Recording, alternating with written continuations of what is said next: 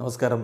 Raf talk ഫുട്ബോളിലേക്ക് ഏവർക്കും സ്വാഗതം. സൗദി പ്രോ ലീഗിലെ അൽ നസർ അൽ ഖാദിസിയയോട് പൊട്ടിയിരിക്കുന്നു. ഇത് അൽ നസറിന് ഈ സീസണിലെ സുപ്രധാന മത്സരമായിരുന്നു. കാരണം അവർക്ക് കിരീട പോരാട്ടത്തിൽ നിലനിൽക്കണമെങ്കിൽ ഈ കളി വിജയിച്ച് പറ്റുമായിരുന്നു. പക്ഷേ ഖാദിസിയ മികച്ച ടീമാണ്.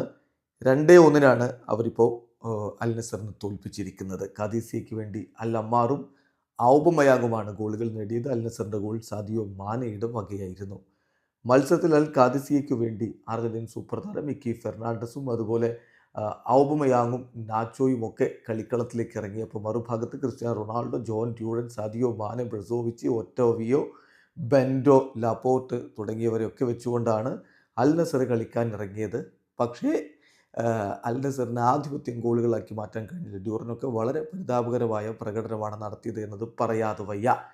കളിയുടെ 35-ാമത്തെ മിനിറ്റിൽ അൽ അമ്മാറിലൂടെ അൽ ഖാദിസിയെ ലീഡെടുത്തു. ഇടവേള സമയത്ത് അവർ ഏകപക്ഷീയമായ ഒരു ഗോളിന് മുന്നിലായിരുന്നു. എന്നാൽ രണ്ടാം പകുതിയിൽ അവസാന ഘട്ടത്തിൽ സാദിയോ മാനയിലൂടെ 84-ാമത്തെ മിനിറ്റിൽ അൽ നസർ തിരിച്ചടിച്ചെങ്കിലും കളിയുടെ 87-ാമത്തെ മിനിറ്റിൽ ഔബമയാങ്ങിൻ്റെ ഗോൾ വന്നതോടെ 2-1 ഖാദിസിയ വിജയിച്ച് കയറുകയായിരുന്നു.